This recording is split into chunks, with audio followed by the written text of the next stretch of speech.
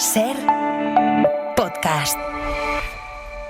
Estás escuchando el Abierto de Hoy por Hoy. Cada día analizamos las noticias más relevantes de la actualidad, las claves políticas, económicas y sociales, con las voces de los protagonistas y los distintos puntos de vista de nuestros tertulianos. Tiempo para el análisis, tiempo para el abierto en esta mañana de temperaturas altísimas de jueves. Víctor Lapuente, ¿qué tal? ¿Dónde tú estás? ¿Hace calor? Buenos días. Muy buenos días, temperaturas muy agradables. Vale.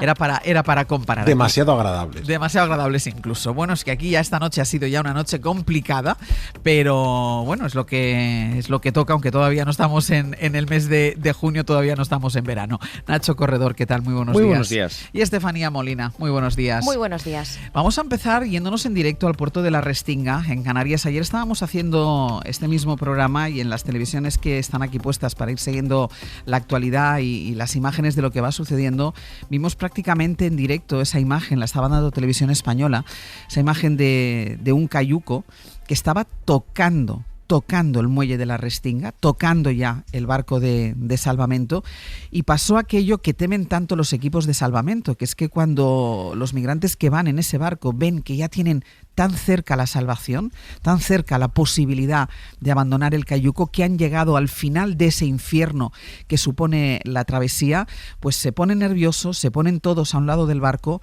y el barco vuelca. El caso es que esta vez pasó ante la mirada de todo el mundo. Todo el mundo vio cómo ese barco se iba escorando, ese cayuco se iba escorando, y al final se dio prácticamente la vuelta en el muelle de La Restinga, en el Hierro. Ahí sigue nuestra compañera Marta Prieto. Marta, buenos días. ¿Qué tal? Buenos días, Ángels. Hay 7 muertos, entre ellos 2 niñas de 5 años y otra de 16 años. Sí, también recordar que hay 8 personas hospitalizadas, de las cuales son 7 menores. Incluso hay niños que tienen 3 meses, de hecho uno se encuentra en estado grave. Hay 2 que están en el hospital de Nuestra Señora de la Candelaria en Tenerife, que han tenido que ser evacuados, y otros 6 que se encuentran aquí en el hospital de El Hierro. Como decíamos, hay 2 bebés, el resto son menores y hay una mujer embarazada. También hay que recordar el sentimiento de consternación que hay entre los vecinos por el episodio que han tenido que vivir, y sobre todo ese movimiento y esa colaboración que tuvieron que realizar ayer, una labor de auxilio para ayudar al personal del servicio de urgencias en una operación contrarreloj para poder salvar la vida de todas esas personas, que era cuestión de minutos. La población herreña también expresa sentirse abandonada ante una crisis migratoria que desborda sus recursos y que las entidades pertinentes no hacen nada por buscar una solución definitiva. Así lo ha expresado uno de los vecinos de la zona, Juan Manuel Ruiz. Lo escuchamos. Qué casualidad que de buenas a primeras se traslada al Hierro y llevamos 3 años en esta dinámica prácticamente todos los días. Es decir, yo tengo un chat donde hay gente de La Restinga que yo conozco, que son incluso algunos familiares, patera a la vista. Ya. ¿Entiendes? Y lo que decía antes, esto se termina normalizando, aunque no podemos normalizarlo porque son la vida de personas, pero hay que darle una solución. Reclaman que lo ocurrido ayer no es extraordinario, y también recordar que la ministra de Infancia y Juventud, Sira Rego, se encuentra ahora mismo también en la isla del Hierro. Anunciaban el día de ayer refuerzos para la atención a migrantes, elogiando esa labor ciudadana, y hoy continuará su visita para conocer de cerca la realidad migratoria. Decía esta mañana que todavía se podía ver el cayuco volcado, ¿no? Así es, todavía se puede ver, y esperemos que se tiene previsto que seguramente a lo largo de esta mañana pues las labores del personal pues ya lo lleven a otra parte. Marta, muchísimas gracias. Gracias a ti. Poner en valor, lo decía Marta y escuchamos la indignación de un vecino de la zona, poner en valor lo que hicieron ayer todos los equipos de salvamento, todos los vecinos que no dudaron en tirarse al agua porque había la posibilidad de que se quedara gente atrapada, se quedó gente atrapada, los fallecidos entre ellos, la celeridad con la que todo el mundo intentó ese rescate para evitar que la tragedia fuera todavía mayor.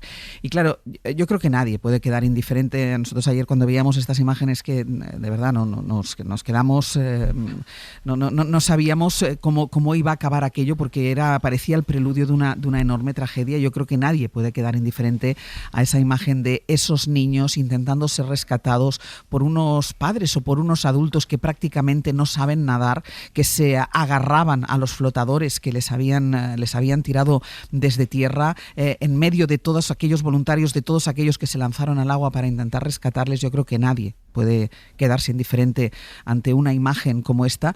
Y claro, contrasta esto, Víctor, que es la realidad, que es lo que pasa, la llegada de cayucos. Estos naufragaron en el muelle, pero los que naufragan en medio del mar, que ni nos enteramos, claro, contrasta primero con el endurecimiento de los discursos migratorios en todos los ámbitos políticos y con la lentitud para encontrar soluciones. Pues sí, la verdad es que como Ángel dices, nos conmueven mucho las imágenes del cayuco. Yo creo que nos conmueven poco en todo caso. A mí me gusta mucho que empecemos el abierto con esto y no con las tesituras de la política española que son tan a menudo nimias y perversas. Y me gustó ayer que hubiera una cobertura en los telediarios, por ejemplo, las televisiones, pero en gran parte fue portada porque la sesión de control de ayer del Parlamento faltaron los pesos pesados. Si no, las portadas hubieran sido para los zascas en el hemiciclo y no para estas imágenes terribles. Pero es que, claro, en el futuro, cuando nuestras hijas y nuestros hijos pues echen la vista atrás y evalúen cómo lo hicimos en 2025, nos juzgarán por esto. Nos juzgarán por esto que está ocurriendo en Europa, por esta tragedia permanente y constante y que solo llega a la población cuando existen unas imágenes y unas cámaras que capturan una situación así, una situación tan horrible de sufrimiento y también una situación tan fantástica de heroicidad, ¿no?, por parte de la ciudadanía. Por cierto, estos son a las personas que les deberíamos poner el micrófono, a estos héroes, ¿no? Y ahora tenemos un mínimo de interés pero que me parece insuficiente. ¿Por qué? Se suele decir que la emoción por una noticia es inversamente proporcional a los kilómetros de distancia, ¿no? 1000 muertos en China no produce la misma sensación a lo mejor que 2 muertos en nuestro vecindario, pero aquí la distancia no puede ser más cercana. Ocurrió en territorio español y tampoco puede colar el argumento que las víctimas son de tierras lejanas. Supuestamente venían de Guinea-Conakry a 2000 kilómetros, con lo cual casi es un milagro que llegaran hasta ahí. Casi es un auténtico milagro. El milagro es que llegara al cayuco, no el milagro que la desgracia que ocurrió. Fue un milagro que llegara al cayuco. Y es que si hubieran sido norteamericanos o noruegos, que proceden también a miles de kilómetros de distancia y vienen en una embarcación en un puerto deportivo y sufren la misma tragedia, paralizamos el país, nuestro país, durante días, ¿no? Y tenemos estas series de televisión, así que no lo llamemos lejanía cuando queremos decir pobres. Y con esto no soy demagógico, creo que esto es un hecho. Y entiendo el abandono que sienten las autoridades y la ciudadanía canaria. Y como dices tú, pues yo creo que las soluciones hay que buscarlas y las soluciones solo pueden ser globales. La llegada de inmigrantes en situación irregular es un problema global, paneuropeo. Está claro ahora que parece que la ruta se está desplazando todavía más hacia el sur después de que Mauritania haya desarticulado las principales mafias de tráfico de personas, con lo cual es verdad que está cayendo el número de inmigrantes ilegales, tanto que han llegado a las costas canarias como que ha llegado a toda Europa en aproximadamente un 30% este año en relación al año anterior. Pero dicho esto, los que llegan a una situación mucho más precaria porque llegan a través de rutas muchísimo más peligrosas, ¿no? Bueno, si nada cambia, esto va a pasar cada vez más. El principal factor que explica las guerras en el Sahel es el clima. Guerras que se producen entre ganaderos y entre agricultores. El clima va peor. Uno de los principales elementos que explican las migraciones es el clima, porque el clima condiciona también el desarrollo de las sociedades. Y el clima va peor. Además, Europa ignora África. La ignora. Que la ignore Estados Unidos tiene sentido, porque la tiene un poco lejos.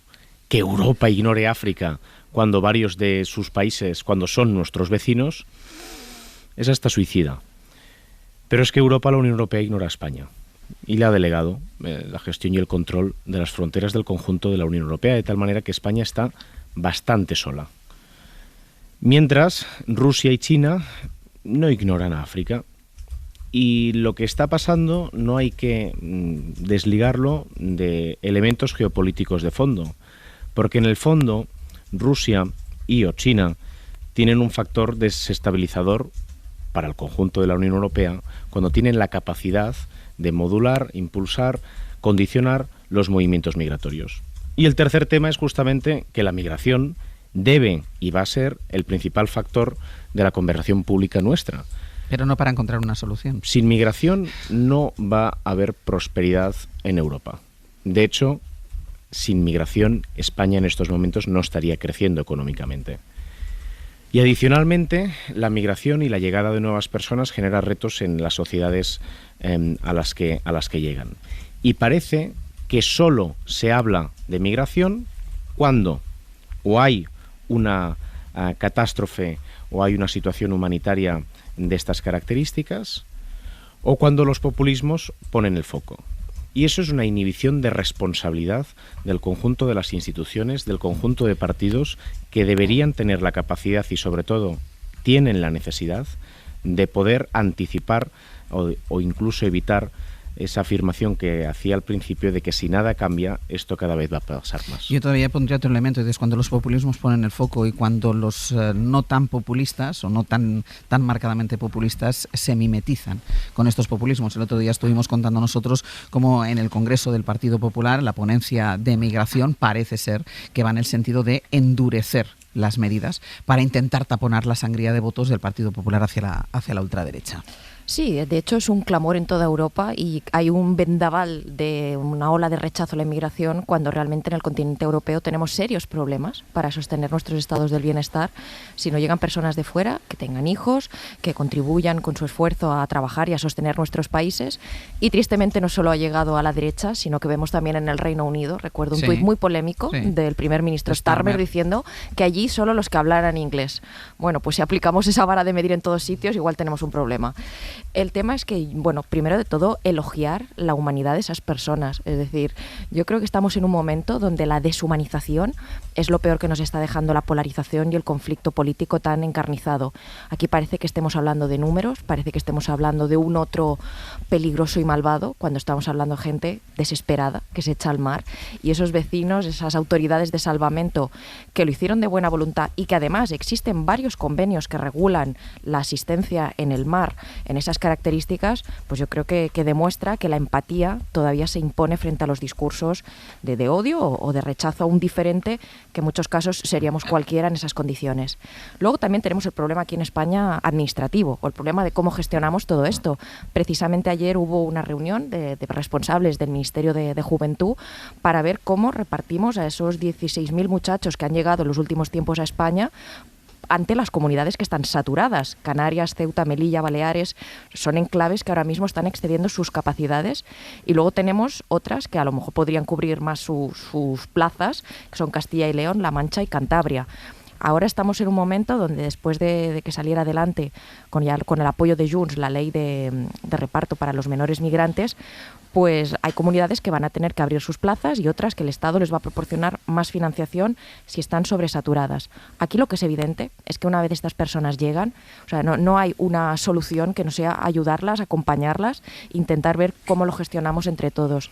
¿Cuál es la solución que plantean partidos como Vox? Que estas personas se volatilicen, que un día digan, ya no está. Hombre, no, estas personas existen, están ahí. Entonces, lo que hay que preguntarse es qué recursos tenemos. El Estado puede ofrecer más recursos a las comunidades, y luego también de los sitios donde vienen, y se comentaba, Senegal, Gambia, Mali, Mauritania, son situaciones, decía Nacho, de clima, pero también de conflicto en muchas ocasiones, de mafias, como decía Víctor. Entonces tenemos ahí también problemas en origen, que se suele decir. Y ahí España, por ejemplo, en el caso de Mauritania, ya estamos estableciendo convenios para que muchas personas puedan venir a trabajar. Es que cuánta gente no querría tener una vida digna y encontrar un lugar donde poder trabajar. El año pasado 60.000 llegadas, fue uno de los récords que hemos batido en los últimos tiempos. Pues se nota una situación de desesperación. Pero ante estas imágenes, dabas tú el dato, que el debate esté, o la pelea política esté por la reubicación de 16.000 personas, es que es lamentable. O sea, estamos hablando de reubicar a 16.000 personas que no pueden ser acogidas todas desde estas comunidades, como por ejemplo es el caso de Canarias, la isla del Hierro. Quien haya estado en el Hierro sabrá que es una isla diminuta y que tiene que soportar una presión migratoria enorme. Y el debate lo tenemos instalado en 16.000 personas, que es ridículo completamente. Vamos a hacer una pausa. A la vuelta vamos también con otra imagen y sobre todo con una declaración que acompaña a esa imagen que ayer también sobrecogió.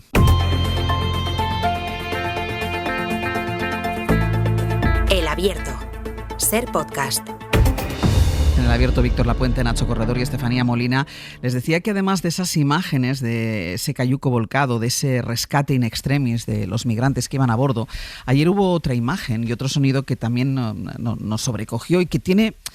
De alguna manera está relacionado porque estamos hablando del derecho a la vida, de los derechos humanos, de la dignidad del ser humano.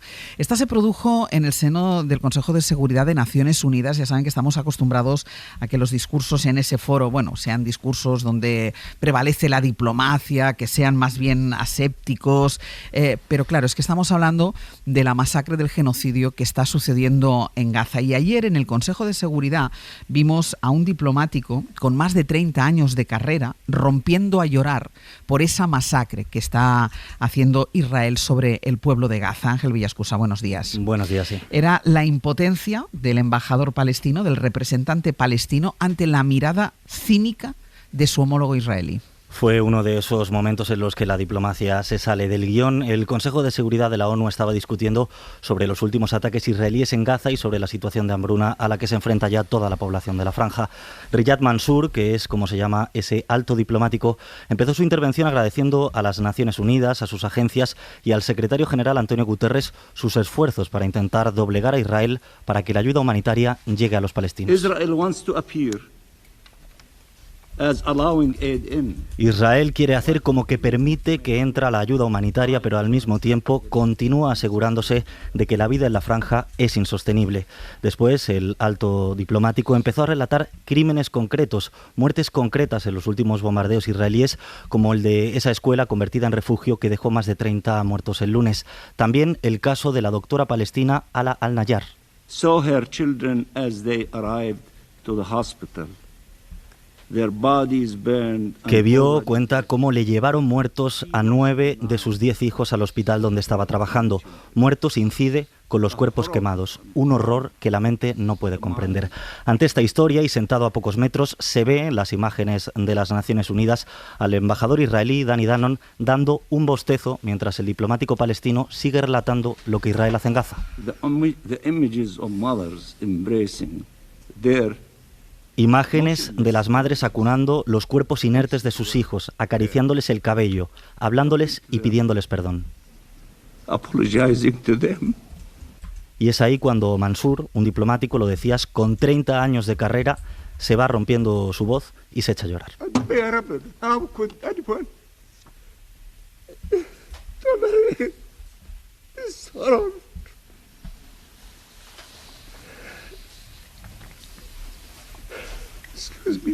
Se echa las manos a la cabeza, golpea la mesa. Es insoportable. ¿Cómo puede alguien tolerar este horror?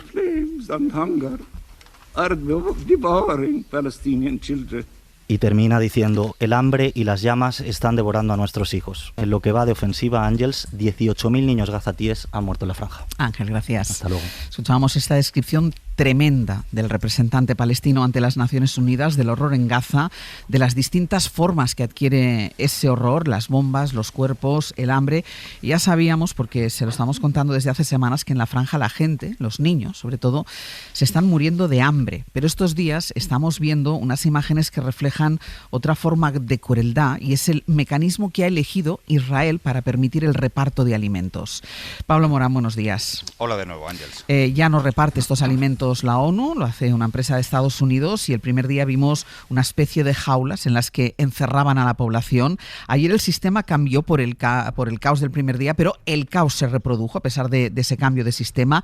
Gente que se lanzaba a por comida y otra vez muertos. Según la prensa local, muertos por disparos del ejército de Israel. Sí, son unos 10 los palestinos muertos en estos 2 días de desastre del reparto de la ayuda humanitaria. Al menos 4 de ellos murieron ayer en el asalto a un almacén del Programa Mundial de Alimentos del centro de Gaza.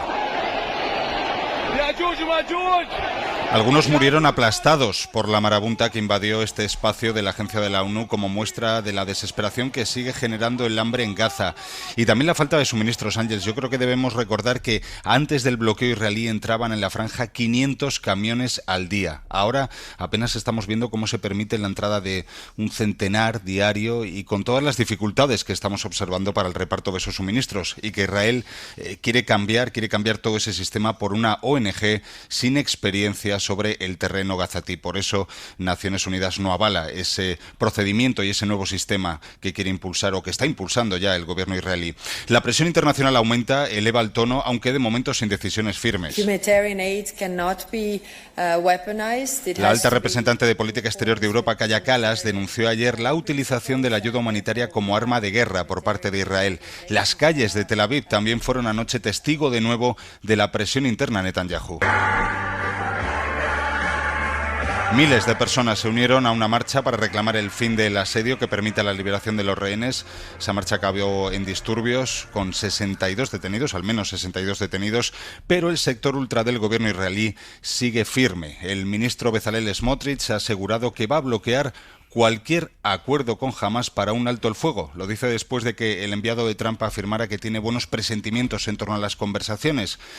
La lógica de ese sector ultraisraelí, Ángels, es que este es el momento de someter definitivamente a Hamás, de apretar todavía más militarmente, y para ellos Hamás es toda la población palestina. Pablo, gracias. A ti hasta ahora. Población palestina a la que no solo matan con armas, población palestina a la que están matando ahora también de hambre y en un reparto absolutamente inhumano de la poca ayuda humanitaria que entra. Y estamos, Nacho, estamos otra vez también ante el contraste que yo planteaba cuando decía las imágenes del Cayuco contrastando con lo que se está haciendo para intentar encontrar una solución. Y en este caso, las imágenes, la declaración, que es la impotencia personificada del representante de Palestina ante Naciones Unidas, y las imágenes de la hambruna, de los muertos, de los niños, contrastando con la lentitud también, porque es verdad que también llevamos semanas diciendo la Unión Europea sube el tono, pero no se concreta en nada.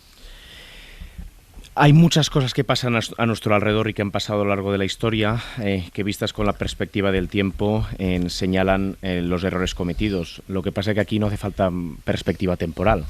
Es evidente en que buena parte de Occidente no está al nivel de lo que se espera de aquellos que defendemos una visión del mundo determinada, un mundo basado en el respeto al derecho internacional, a las libertades de las personas.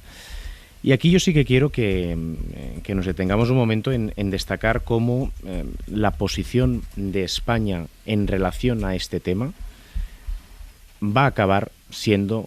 debe acabar siendo la solución del conjunto de Europa y de Occidente en relación a este tema. Y aquí hay un liderazgo diplomático evidente mientras buena parte del mundo está yendo en dirección contraria. Hoy se habla del reconocimiento del Estado palestino y de la solución de los dos estados después del reconocimiento que hizo España en Francia, donde Macron ha señalado el camino, en el Reino Unido, donde los laboristas británicos, Starmer, el primer ministro británico, ha señalado ese camino. Y eso es decir también, y aunque en el contexto este pueda parecer un factor colateral, que pues ha otorgado a España una influencia en el mundo árabe que en un momento de turbulencias geopolíticas es muy relevante. Dicho eso, es evidente que el gobierno de Israel tiene la capacidad de influir en las decisiones de muchos políticos de todo el mundo, y es evidente también que en los últimos días incluso aquellos que más lo han defendido han debido señalarle al gobierno de Israel que no pueden mantener esos niveles de apoyo con una opinión pública viendo lo que están haciendo. Y en realidad lo que hemos visto en las últimas semanas tiene que ver mucho con eso. Desde luego, yo creo que hay motivos para estar orgullosos en este caso de lo que representa nuestro país en este debate, porque se han tomado las decisiones correctas, tenemos el nivel de influencia que tenemos, no somos Estados Unidos, pero una vez España ha tomado la decisión de reconocer el Estado de Palestina y de promover la solución de los dos estados, en el conjunto de la Unión Europea se está abriendo paso a esta posición. Dejadme, a la vuelta lo retomamos, seguiremos por ahí, seguiremos después también con más cosas de la actualidad internacional, con noticias de la madrugada como es esa suspensión de los aranceles por parte de un tribunal de Estados Unidos.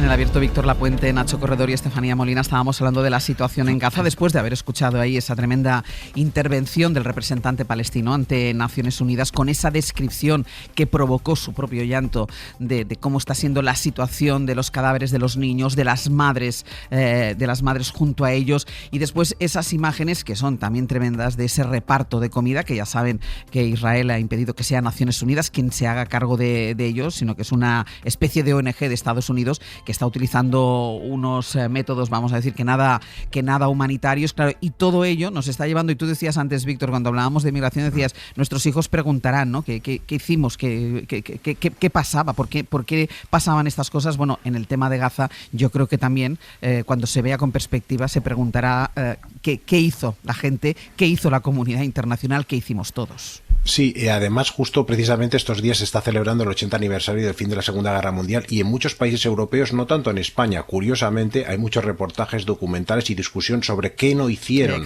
las poblaciones en esos países para evitar la tragedia. Pues bien, en 25 o 50 años la historia nos va a juzgar por lo que hicimos en esta situación, que es absolutamente insostenible, ¿no?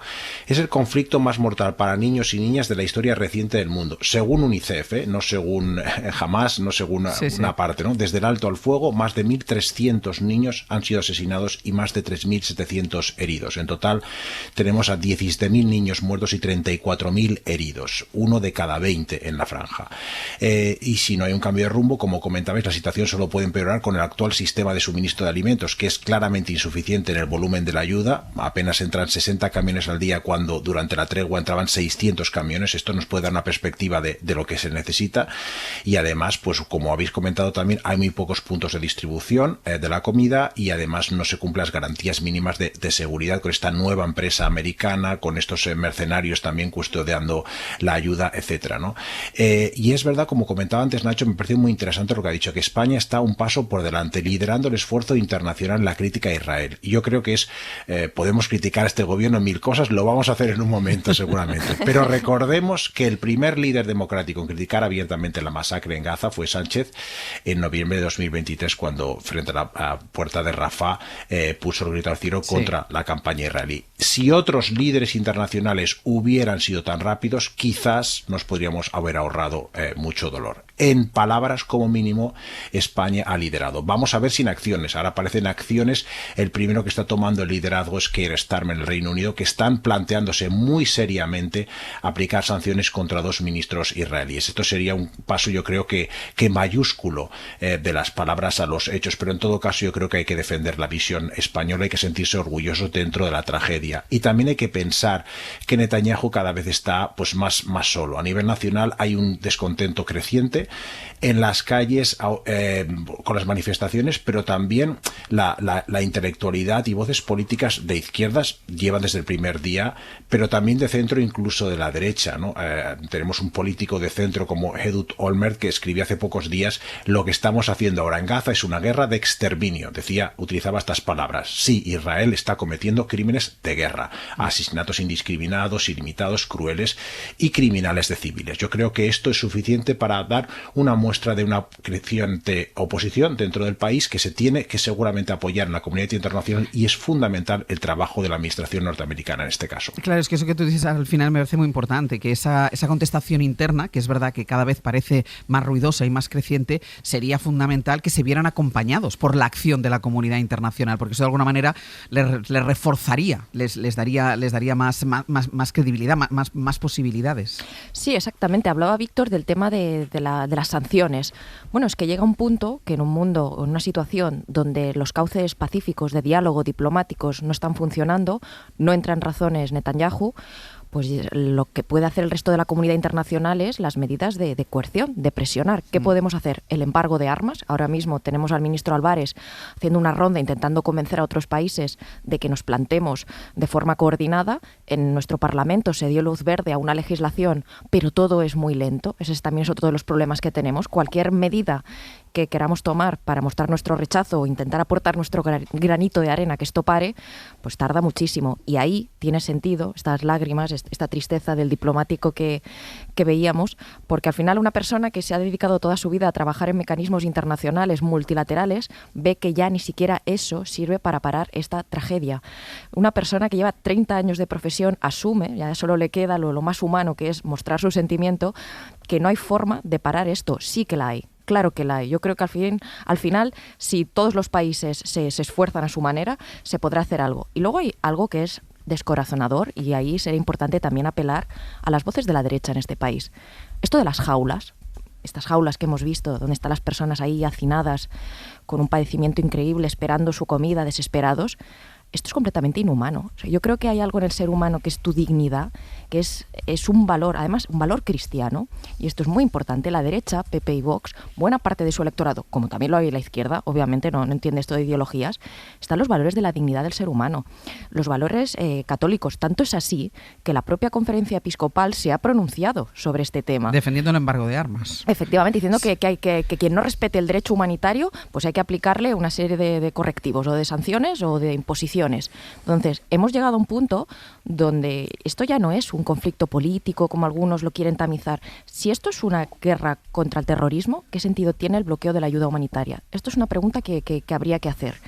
Hay algo más, ¿no?, que querer acabar con Hamás. Hay algo más debajo.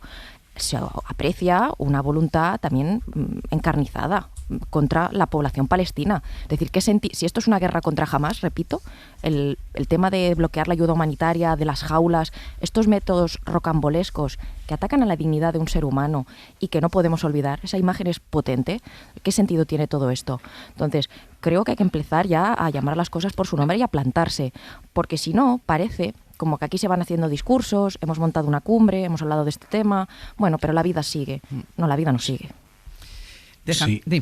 Sí, muy brevemente con lo de la derecha. Me parece muy interesante lo que ha dicho Estefanía, porque en estos momentos vemos en otros países el liderazgo que está teniendo la derecha, la voz absolutamente simbólica de Alemania, del canciller alemán de derechas y de un país como Alemania, con la historia que tiene con Israel, criticando. Hemos visto también que las sanciones que está planteándose Keir Starmer y que he mencionado antes, las propuso inicialmente un señor que se llama David Cameron. Entonces, esto ya nos plantea que hay unas derechas diferentes y la española, pues realmente, como comentabais, incluso la Conferencia Episcopal. Yo siempre he dicho que es mucho peor que la derecha religiosa, es la derecha sin Dios, y es lo que estamos viendo desgraciadamente cada vez más en Estados Unidos y cada vez más en España. Y por último, concluir también la derecha israelí, porque hay que parar esta tragedia por el bien de Palestina, pero también por el propio bien de Israel. Los nacionalistas ahora, al menos muchos nacionalistas, estoy pensando en el que comentaba antes Ehud Olmert, estoy pensando en Ehud Barak, estoy pensando en muchos otros muy patriotas que siempre han defendido que el objetivo prioritario es que jamás no vuelva a tener capacidad de hacer daño, que consideran que la única manera es parar esto, porque en esta situación no existe estrategia, no existe una solución lógica y buena para la sostenibilidad y para el bien y la paz del propio y la supervivencia del propio Estado israelí, porque si continúa esta masacre, Israel empeora las perspectivas de futuro, no las mejora. Cerramos capítulo internacional con la noticia de esta madrugada, la decisión judicial que pone patas arriba al comercio mundial y que compromete los planes de Donald Trump para seguir, según sus palabras, hacer a Estados Unidos grande otra vez, porque, ya saben, se lo estamos contando desde primera hora, que un tribunal federal ha tumbado lo que él llamó el Día de la Liberación, ha tumbado sus aranceles. Washington, Sara Canals, buenos días. Buenos días, Ángeles. Es el Tribunal de Comercio que tenía que responder a varias demandas contra Trump, al que acusaban de saltarse el reparto de poderes y tomar decisiones comerciales que corresponden al Parlamento. El tribunal ha concluido que efectivamente el presidente de los Estados Unidos se ha arrogado una capacidad que no tiene y por eso ha declarado ilegales los aranceles generalizados que Trump decretó para todo el mundo y la mayoría de los que impuso a algunos países y que ya estaban, recordemos que ya estaban en vigor. Es decir, en la práctica ha tumbado, Sara, su guerra comercial, aunque la Casa Blanca ya ha anunciado que va a recurrir a esta decisión. Efectivamente, supone sin duda uno de los reveses judiciales más relevantes en lo que Donald Trump lleva de mandato, porque la decisión básicamente anula gran parte de sus aranceles. Por ejemplo, los impuestos del 25% a México y Canadá o del 20% a China por el fentanilo, y luego está ese 10% de gravamen universal que aplicó, recordemos, para todos los países del mundo. Son aranceles que Donald Trump ha impulsado declarando una emergencia económica nacional que le permite saltarse la autoridad del Congreso, y es un varapalo porque es una de las medidas que ha definido su segunda presidencia. My fellow Americans, this is Liberation Day. Y que presentó aquel mes de abril ante el mundo en ese día de la liberación. Pero según este tribunal, para declarar esta emergencia nacional debe existir una amenaza inusual y extraordinaria, por lo que concluye que el presidente Trump se ha excedido en su autoridad. Por otro lado, los aranceles que sí siguen en vigor son los que afectan a los coches, el acero o el aluminio, al implementarse mediante una ley distinta. Un portavoz de la Casa Blanca ya ha criticado la sentencia, alegando que los tribunales no deberían entrar en cuestiones políticas, y se espera que el presidente recurra a este fallo, con lo que la decisión final se acabará debatiendo finalmente en el Tribunal Supremo. Bueno, pues el mismo día en el que conocemos esta decisión judicial sobre los aranceles aplicados por Donald Trump, también hemos sabido que abandona a alguien muy relevante su gobierno. Es Elon Musk, que es el multimillonario dueño de Tesla, que ya había empezado a apartarse, Sara, pero que dice que deja definitivamente la oficina gubernamental que le otorgó Donald Trump. Sí, prepara su salida a medida que se acerca la fecha límite de su rol como asesor especial del gobierno. Son 130 días concretamente que se cumplen precisamente este 30 de mayo. Pero ha sido hace unas horas cuando en X el multimillonario ha confirmado que su tiempo llega a su fin, agradeciéndole al presidente Donald Trump todo su apoyo. Lo cierto es que Musk ya había ido anticipando poco a poco su inminente desvinculación con el gobierno y con la política en general. La semana pasada dijo que reduciría drásticamente sus inversiones en campañas políticas, y este fin de semana ha criticado el proyecto de ley presupuestaria de Trump que se está ahora mismo debatiendo en el Congreso.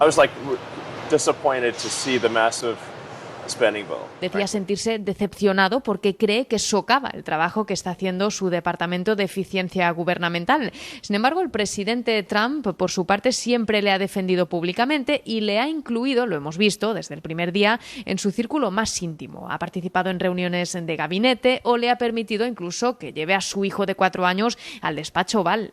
This is X, and he's a great guy. Aunque en Washington se especula con un distanciamiento entre ambos que podría haber crecido ante el temor de que Musk se convierta en una carga política para el futuro. Recordemos que el magnate invirtió millones de dólares en las elecciones de una jueza conservadora de la Corte Suprema de Wisconsin, fracasando estrepitosamente, y luego está el boicot y las grandes pérdidas que ha sufrido Tesla desde que Trump llegó al poder. Sara, gracias. A vosotros.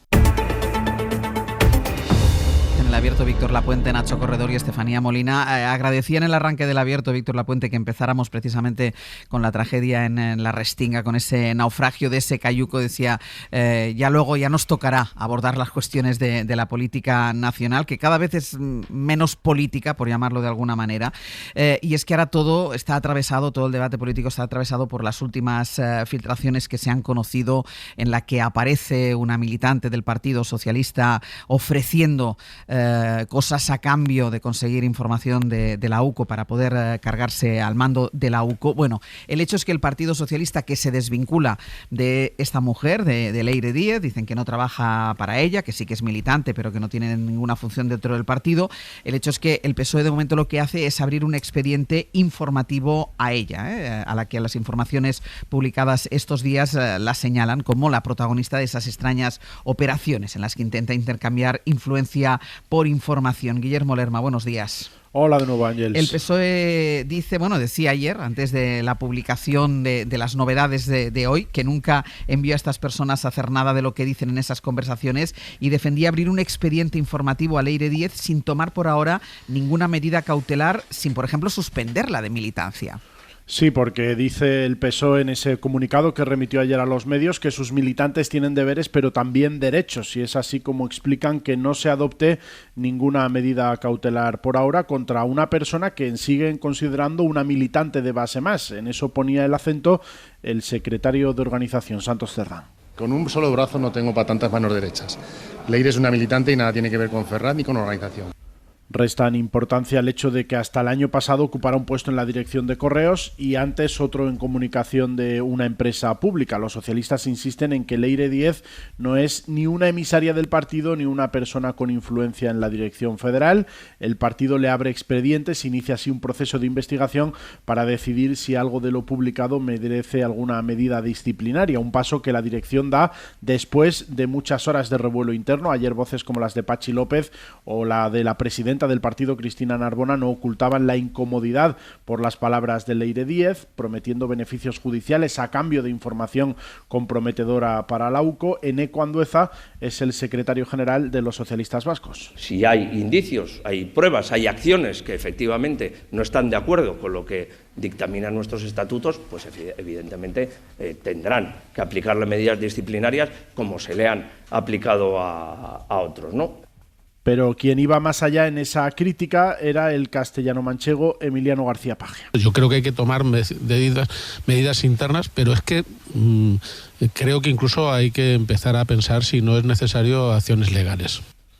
Ferraz por ahora descarta ir más allá. Hay cierta resignación y desesperación en el partido por la dimensión que dicen están cogiendo estos audios. Denuncia el PSOE el tratamiento político informativo que se está dando al caso. El PSOE dice de hecho que va a realizar un análisis para cuantificar el daño reputacional que le están causando titulares que hablan de Leire Díez como una fontanera del partido, algo que, insisten, nadie ha podido confirmar y es una afirmación que, repiten, nadie puede sostener. Guille, gracias. Hasta luego. Eso es lo que decía, insistimos, el Partido Socialista ayer. Hoy aparece una nueva publicación en El Confidencial, un audio de una conversación del mes de septiembre con uno de los empresarios que estaba en esas reuniones en las que estaba Leire Díez. Este empresario se llama Javier Pérez Dolcet y en ese audio este empresario, a quien también llaman fontanero de Ferraz, las informaciones y quien replica las informaciones le llaman también fontanero de Ferraz, es un empresario, recordemos, pues le cuenta al Confidencial que Santos Cerdán e incluso Pedro Sánchez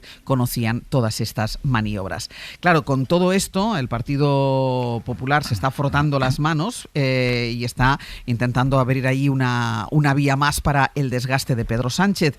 David Junquera, buenos días. Hola, buenos días. Intenta abrir esa vía con acusaciones de corrupción y de mafia, y además es que intenta abrir una grieta entre los socialistas y sus socios, sobre todo con Sumar, aunque de momento sin mucho éxito. Sí, tuiteaba anoche Núñez Feijóo al filo de la medianoche, cerca de las 12, que toda mafia tiene un capo, en referencia a Pedro Sánchez, pero el PP tiene muchos diputados, hace muchas preguntas y, claro, tiene tiempo y manos para repartir. No todos los golpes son para Sánchez, para el Partido Socialista. También hay caña para Sumar, en especial para la vicepresidenta Díaz. Empezó ayer Gamarra. En definitiva, usted ha quedado como la colaboradora necesaria de toda esta decadencia. Siguió Bendodo. Claro que en política no todo vale. ¿No oye usted la radio por la mañana? ¿No lee los periódicos? ¿No se escandaliza como la inmensa mayoría de los españoles de lo que pasa? Pero claro, Tellado fue bastante más allá, aunque él en teoría le estaba preguntando a Ages. Para lo que ha quedado, para tapar la corrupción del Partido Socialista Obrero Español, esa es toda su misión. Es usted cómplice de toda la corrupción y la basura que salpica al Partido Socialista. Su silencio a cambio del coche oficial, la escolta y mucha moqueta, residencia oficial. Así se despachaba el portavoz del PP con la vicepresidenta Díaz, que no flaqueó y sorteó el chaparrón como pudo. Ustedes generan inestabilidad en la vida de la gente. Le hablo de un país que sí, que sufrió muchísimo cuando gobernaron. Pero no solo llovía para el Sumar, llovía también para el PNV, para Podemos o para Esquerra. Este es Borja Semper. La pregunta en realidad que hemos registrado, que es cuántos escándalos de corrupción puede aguantar este gobierno, no es para ustedes, es para ustedes. Yo no lo voy a hacer un masaje como lo hace el señor Rufián aquí todos los miércoles. Yo no voy a decir no hay panta para tanto chorizo y dimitir, no es un nombre ruso como decían los de Sumar y los de Podemos en el 15M, que hoy ya se les ha olvidado. Nosotros no vamos a estar silentes como está el Partido Nacionalista Vasco, que hagan ustedes lo que hagan, van a callar.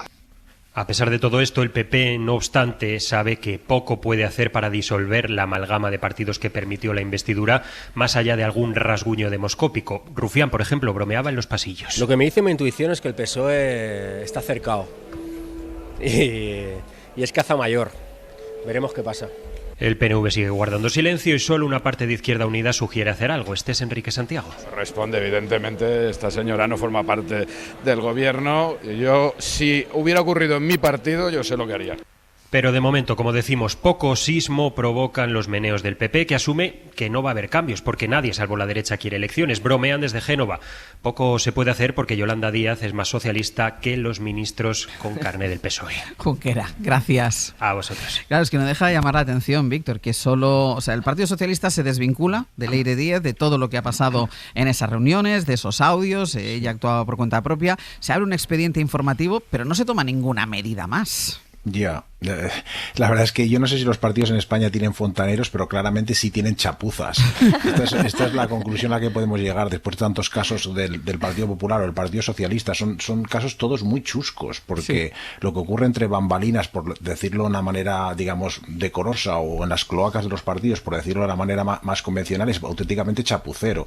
O bien son incapaces de resolver un problema y hacen algo ilegal, y les pillan casi siempre, porque la verdad es que vienen a arreglar X y acaban estropeando Y y Z. A mí lo de Leire Díez me suena a veces a majadería delirante, casi a broma de micrófono oculto, y a veces me suena a maldad suprema, y este es el problema que tengo, porque Leire supuestamente hacía promesas absolutamente incumplibles, como que los fiscales, que luego no se cumplieron. Ayer lo repasábamos y nada de lo que ella prometió acabó llevándose a cabo, ¿eh? Y es que no se podía llevar a cabo, al menos muchas cosas no se puede llevar a cabo. No puedes suponer que los fiscales van a volar a no sé, a Dubái a negociar con un empresario implicado. ¿Cómo lo van a hacer esto los fiscales españoles? No sé. Y luego, por otro lado, es verdad que están estas promesas incumplibles, pero por otro lado están supuestamente hechas a cambio de conseguir información absolutamente indecente contra el responsable o los responsables de la UCO. Y ahora han aparecido también demandas sobre difusión de supuestos vídeos sexuales, etcétera. Yo, como la mayoría de la sociedad española, me siento como los socialistas que consultaba ayer El País, que decían que tienen una mezcla de cabreo y de estupor. Unos españoles tienen más cabreo, o unas españolas tienen más cabreo y otros más estupor, porque son inversamente proporcionales, claro. Los de la derecha más cabreo y los de la izquierda más estupor. Pero es realmente alucinante. Yo creo que hay evidentemente posibilidad de que existan dos verdades compatibles, que son dolorosas, y otra cosa, una que es que haya algo con Leire Díez, y otra que pueda haber un cierto activismo judicial contra el gobierno, pero yo creo que la pelota está en estos momentos en el tejado del Partido Socialista, claro. ¿No? Y no sé si es verdad lo que se dice de Leire Díez, pero sí que es verosímil, y ese es el problema. El expediente informativo no se lo tiene que abrir a Leire Díez, se lo tiene que abrir el PSOE a sí mismo. El PSOE tiene que despejar dudas sobre lo ocurrido. ¿Quién era esta persona que dejó de ocupar altos cargos? Esta persona que salía supuestamente de la sede del Partido Socialista y volvía a esa misma sede tras tener algunos de estos encuentros, supuestamente para documentarse, supuestamente para escribir un libro sobre los hidrocarburos. Es que parece bastante delirante, ¿no? Y yo creo que no vale, como ha hecho el Partido Socialista, tildarla de afiliada de base. Si fuera del Partido Popular, la llamaríamos exalto cargo del Partido Popular, lo tengo clarísimo. Estefanía. Bueno, estoy muy de acuerdo en todo lo que ha dicho Víctor. Vamos a ver, a veces creemos esta idea de que los partidos son del líder de turno. El PSOE es de Pedro Sánchez, ahora el PP es de Feijóo y vayan pasando. No, los partidos tienen una tradición y también son de sus militantes y de los cuadros intermedios. Y para ellos también hay que dar explicaciones y se merecen una explicación legítima. Estamos inmersos en este bucle de la polarización donde parece que hacer revisión de cosas que puedan haber pasado dentro de tu partido o de dar una explicación para que la gente diga, pues vale, ya me quedo más tranquilo, ya me he enterado de lo que ha ocurrido, es darle munición al de enfrente. Y esto es un error, porque las organizaciones partidistas, insisto, son pilares de la democracia. No tenemos otra forma de vincular de momento los sentires y las afinidades políticas, por lo cual los líderes de turno tienen que aplicar medidas contundentes. El tema del expediente informativo yo creo que se queda corto. Obviamente es un caso muy alejado, es muy distinto. El señor José Luis Ábalos está ahora mismo investigado, pero si el PSOE quiere demostrar, mira, pie con pared, yo no tengo nada que ver con esto, le puede retirar el carnet de militante, o sea, le puede aplicar medidas cautelares. Y eso sería una medida para decir, pues esta es la máxima limpieza que yo puedo mostrar ante eventualmente lo que aquí hubiese pasado. Luego también otro elemento. Nos hemos acostumbrado, por esta lógica que yo decía de la polarización, donde fiscalizar o rendir cuentas es munición para el de enfrente, que los partidos que apoyan a Pedro Sánchez nunca preguntan nada. Yo lo decía en las claves. Yo creo que sería sano y legítimo que se hagan preguntas. Por ejemplo, ¿por qué ha dimitido el número 2 de Interior? Aunque el gobierno diga, pues es una cuestión personal, hace tiempo que él quería marcharse, pero son preguntas que en una democracia deben poderse hacer incluso de quienes apoyan al gobierno. O sea, Esquerra, Junts, Bildu, PNV no solo están ahí para qué hay de lo mío, mi amnistía, mi cupo, mi esto, mi otro. También están para hacer preguntas que estoy convencida que no solo se las están haciendo personas de la derecha y la ultraderecha. Entonces, yo creo que ofrecer esas explicaciones se percibe hoy como un desgaste o un hundimiento del propio barco, cuando yo creo que al contrario, lo refuerza. Y aquí hay cosas que decía Víctor, ¿no? Esto rocambolesco de la señora Leire Díez era una persona que estaba haciendo un reportaje de investigación o un libro sobre hidrocarburos. Hay cosas raras. Pero, Estefanía, es que yo creo que las explicaciones tienen que venir al margen de si los socios de gobierno hacen o no hacen preguntas. O sea, las explicaciones tienen que ir de porque sí. Es decir, no puede dimitir el número 2, no puede irse a su casa el número 2 del Ministerio del Interior con todo lo que hay. Yo ya no lo vinculo directamente a esto de las conversaciones del aire con la UCO. Han pasado en los últimos tiempos muchas cosas que han afectado a ese ministerio. ¿Es por eso? ¿No es por eso? ¿Cuál de ellas ha pesado más? ¿En qué punto estamos? Esto lo tiene que contar el gobierno, lo tiene que explicar. No se puede ir alguien como quien ocupa el número 2 del ministerio, que es un ministerio altamente sensible, el Ministerio del Interior, no se puede ir sin que los ciudadanos tengan una explicación del por qué. 100%. Es más, tú lo decías, Ángels, han pasado muchas cosas. El tema de los contratos con Israel, claro, muchos de los cuales hay periodistas que dicen que se siguen firmando contratos o hay contratos en curso. El tema del salto a la valla de Melilla, que se saldó con casi una treintena de personas muertas. Entonces, ese ministerio ha tenido temas muy sensibles y aquí siempre es mutis por el... no hay explicación. Y lo mismo pasa con el tema de las filtraciones de las conversaciones. Si no se le abren, si no se le retira la militancia, solo será un expediente informativo. Hay que explicar por qué. O sea, ¿por qué se hacen las cosas? Y por eso decía Víctor, la pelota está en el tejado del Partido Socialista, evidentemente, porque es quien tiene que dar las explicaciones. Nacho. Bueno, en la ciencia ficción ha habido tradicionalmente una disputa entre dos futuros indeseados contrapuestos, que es el modelo de Orwell, donde en el futuro no habrá acceso a la información, y eso son las dictaduras. Y luego está el modelo de Huxley, donde el exceso de información hace que la sociedad no tenga ni idea de lo que ocurre a su alrededor, y entonces imponen también ese tipo de regímenes. Yo creo que hay, no en este tema en particular, sino en general, un torrente y un chorreo de información al que habitualmente le falta contexto. Para tener contexto son importantes las explicaciones, y eso lo que genera es, además de un estado de ánimo de desagradabilidad, pues una cierta confusión de no entender exactamente qué está pasando y con la sensación de que te estás perdiendo alguna cosa, ¿no? Porque estamos viendo a personas que dicen hablar en nombre del PSOE para cargarse a policías, estamos viendo conversaciones de policías diciendo que se quieren cargar al PSOE, estamos viendo conversaciones con noticias aparentes grabadas hace 9 meses, y en ese maragma de exceso de información, y donde habitualmente pues bastaba con 1 o 2 puntos de referencia, pues he tenido que navegar bastante para intentar entender alguna cosa. Y hoy Albert Sáez, el director del periódico de Cataluña, en su newsletter de la mañana, hablaba del concepto del potaje madrileño, en el que la casquería y la langosta se diluyen en un magma donde los hechos no cuentan, solo los estados de opinión y el señalamiento de cualquier persona que no se rinda a los intereses de uno u otro bando. Pero, al margen de ese contexto que aporta Albert Sáez, señala un camino que, en fin, a mí me ayuda a entender algo más de lo que está ocurriendo. Dice, Tono Calleja, que es un periodista de su periódico, del periódico, señala que no se trata, lo que estamos escuchando, estas conversaciones de Leire Díaz, de un caso aislado, sino posiblemente de una trama. Un juez investiga desde 2023 una denuncia del fiscal anticorrupción por coacciones de algunos empresarios que perseguía con información que luego Leire intentó publicar. Por ejemplo, en El Español se refería a Víctor Lapuente a un intento que ha sido revelado hoy por este periódico de publicar información sexual sobre el fiscal. Y dice que es para mí donde está lo mollar. A partir de aquí el potaje madrileño traza sus caminos deductivos. Si Leire Díez trató de dinamitar a la UCO, es porque Pedro Sánchez es culpable de todas las acusaciones que se vierten sobre él y trata por cualquier medio de impedir que se investiguen. Con tal deducción, si eres de Génova, tienes que decir que nos gobierna una mafia. Y si eres de Ferraz o Moncloa, estás obligado a denunciar que el fango de la ultraderecha trata de llevarse de nuevo por delante a Sánchez.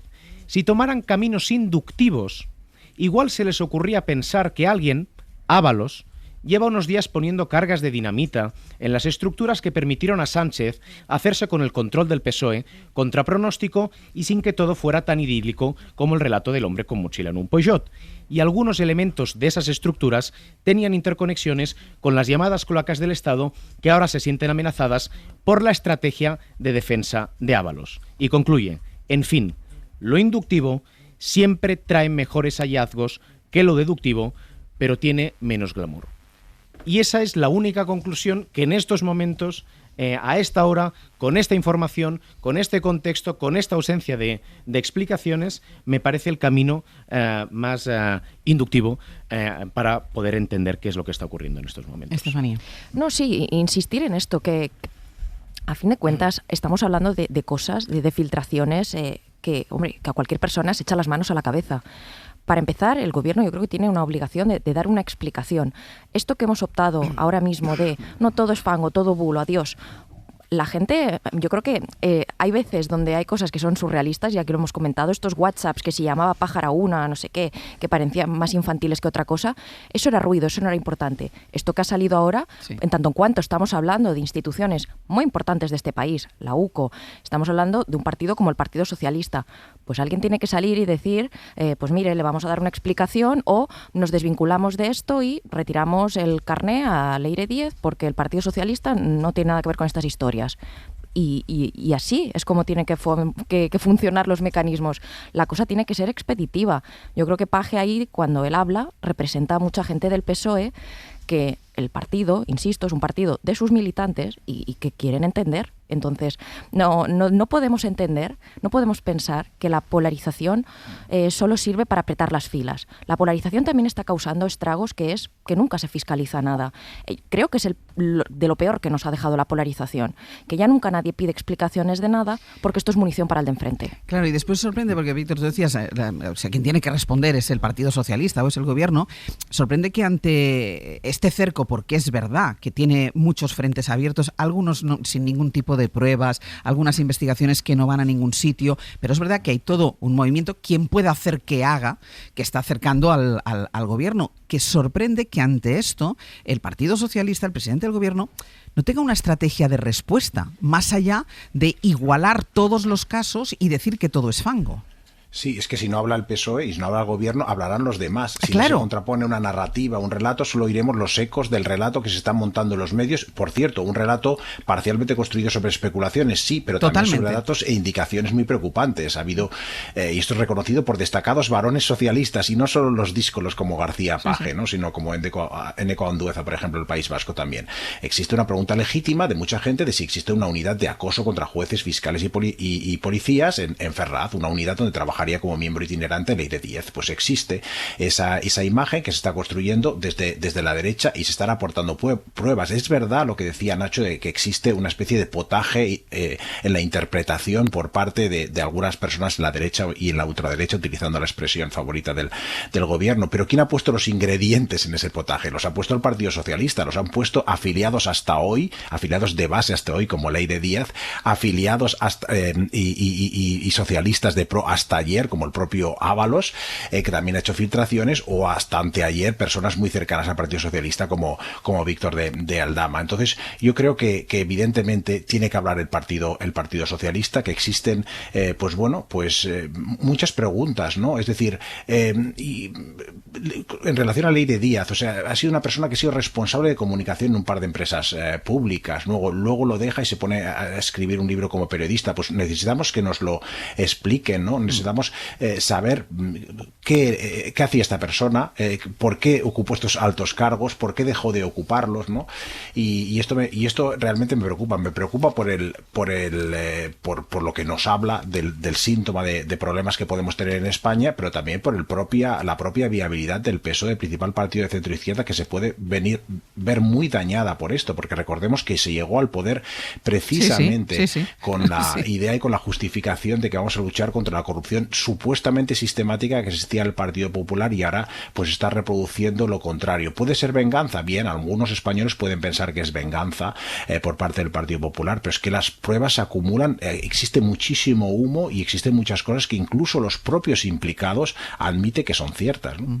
Y lo último, ya que tiene que ver con la política nacional y que tiene que ver en este caso con el Partido Popular, porque ayer en una jornada maratoniana que empezó a las 10 de la mañana, en una sesión única, que no es lo habitual, se aprobaron los presupuestos de la Comunitat Valenciana. Radio Valencia, Julián Jiménez, buen día. Hola, ¿qué tal? Buenos días. Y todo esto entre felicitaciones de PP y Vox, que no ocultaron su alegría. Sí, en Vox, una formación que se salió, recordemos, del gobierno valenciano hace casi un año tras ordenarlo a Abascal, el mismo que ha bendecido ahora este acuerdo del presupuesto valenciano. Decía, en Vox se muestran exultantes, no es para menos, han conseguido imponer sus tesis ultra en muchas de las partidas económicas. El Partido Popular, mientras, defiende los presupuestos asegurando que son los de la reconstrucción, los que permiten avanzar, los que dan certezas. Carlos Mazón. Hoy tenemos esa estabilidad, hoy tenemos esas certezas y desgraciadamente el Gobierno de España no nos las da. Y muchísimas gracias. Y permítanme a trabajar y a trabajar por nuestra tierra. Una satisfacción la de Mazón que contrasta con la indignación de la oposición, muy molesta porque, lo decías antes, se concentró el debate en un solo día y eso provocó bastante malestar. José Muñoz es el síndic socialista. Señor Mazón, yo no sé el futuro de esta comunidad, pero le puedo asegurar que este es tu último presupuesto, Muñoz. Así que celébrelo, porque el año que viene usted ya no estará aquí, seguro. Una posición que Ángel sostiene que estos son los presupuestos del odio. ¿Y qué análisis, Julián, se hace de esta aprobación de los presupuestos de la Generalitat? Bueno, sin duda para Mazón y los suyos este es un balón de oxígeno. El PP valenciano ha estado criticando al Gobierno de España por no tener presupuesto y hasta ayer la Generalitat tampoco los tenía. Algunos consideran que al sacar adelante sus cuentas, Mazón gana algo de tiempo antes de ser forzado a abandonar la Generalitat. ¿Cuándo? Pues no se sabe, el tiempo lo marca Génova y no parece que eso vaya a ocurrir antes del Congreso Extraordinario del Partido Popular del mes de junio. El único que no ve su salida cerca es el propio presidente de la Generalitat, que ayer decía esto. Yo voy a cumplir con mi compromiso, que no es otro que el de 24 horas al día, estar pendiente de la reconstrucción. Un Mazón que trató en su momento de desvincularse de la decisión del envío tardío de la alerta para no ser señalado por la jueza de Catarroja y que ahora trata de presentarse como presidente que escucha a las asociaciones de víctimas. El pasado viernes se vio forzado a llamarlas después de que las recibiese Ursula von der Leyen, Esteban González Pons o Pedro Sánchez. Mazón ayer seguía enredando con este tema. Si el problema es una llamada y ahora pues ya no es el no querer reunirse, sino que depende de una llamada, que no quepa ninguna duda, es que algún teléfono les llame. Porque creo que es como se tienen que hacer las cosas, respetándolas siempre. Habrá que ver si finalmente se produce esa reunión. Veremos a ver si hay llamada y si hay reunión, exacto. En cualquier caso, el clamor de la gente que exige la marcha de Mazón volverá a escucharse este jueves. Hoy 8ª manifestación para protestar por la gestión que ha hecho el gobierno valenciano de la Dana, aprovechando que se cumplen 7 meses de la tragedia. Julián, 7 meses después, ¿cómo están las zonas afectadas? Pues a pesar de las tareas de limpieza, de reposición de servicios y de reconstrucción, los daños de la Dana siguen siendo patentes. Existen carreteras todavía en obras, el servicio de metro hacia el sur de la provincia todavía no se ha recuperado, lo hará en 3 semanas y en algunos cauces de barrancos se ve todavía coches sin recoger. Quedan suelos por descontaminar, 1000 ascensores todavía por reparar, el consorcio tiene pendientes de abonar el 20% de los seguros todavía y hay cientos de pequeñas empresas que todavía están en ERTE, otros negocios directamente no van a abrir. Estos son los daños que se ven, luego están los que no se ven. Según un primer análisis de los técnicos de salud pública de la Comunitat Valenciana, los casos de estrés postraumático atendidos en la zona del Horta Sud, por ejemplo, han crecido un 143% y un 60% los casos de ansiedad, por no hablar, Ángels, de lo irreparable, la pérdida de la vida de 228 personas. Julián, gracias. Un saludo. Bueno, pues a la espera de cualquier movimiento de Feijóo, que de momento Nacho no se da, es Vox, es la ultraderecha quien sostiene a Mazón. Bueno, y eso forma parte también del legado del propio Mazón, que fue el primero que en España pactó con ellos. Mi intuición diría que en la cuenta atrás para Mazón ha empezado. Lo que pasa que cuando uno, como él, persiste en la estrategia de ganar tiempo, lo hace probablemente porque considera de que tiene todavía una nueva oportunidad. Y ahí es donde yo creo que los partidos deberían funcionar como elemento central del funcionamiento de nuestra democracia y tener la capacidad de enmendar, incluso de hacer dimitir, de forzar la salida de aquellas personas que le representan. Víctor. Pues bueno, Mazón no solo no dimite, sino que es de facto el líder ideológico del PP. Es el pionero en la decisión más crucial del Partido Popular en su historia reciente, que es acercarse o alejarse del partido de Vox. Como ha dicho antes Nacho, muy claramente, ¿no? Fue el primer pacto con Vox tras las autonómicas, el de Mazón en la Comunidad Valenciana. Eso cavó la tumba de Feijóo en las elecciones del 23 de julio del 23. Esto lo saben en Génova, pero hacen como que no lo saben. El gobierno con Vox ha sido un desastre y lo será seguramente mucho más, y luego lo que me parece interesante es que las encuestas indican que hay un escepticismo no menor, sino en aumento en el electorado del Partido Popular hacia los pactos con Vox. Yo creo que esto es importante en un momento de redefinición ideológica del PP. Se supone que en el Congreso de julio, ahora que hablamos de suposiciones mucho, pues vamos a ver una redefinición ideológica del Partido Popular, ¿no? Yo creo, a lo mejor es mucho suponer, Víctor. Es mucho suponer, sí.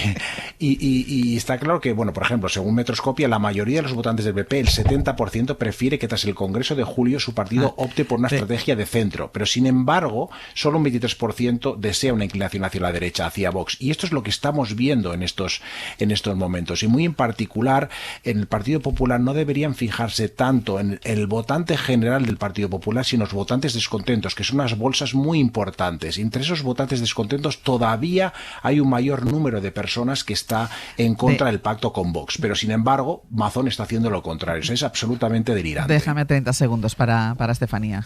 Resumidamente, Mazón sigue ahí porque el PP quiere. Todos sabemos que en los partidos hay mecanismos para que un líder acabe saliendo. El problema es que yo creo que el PP asume que no tiene recambio para que se lo vote Vox. Y tanto sigue ahí porque el PP quiere, que desde los primeros días el PP no asumió ninguna autocrítica de la gestión de la Comunidad Valenciana. Le echó la culpa al gobierno, le echó la culpa a todo el mundo. Y ahora, gracias a la investigación judicial, estamos sabiendo.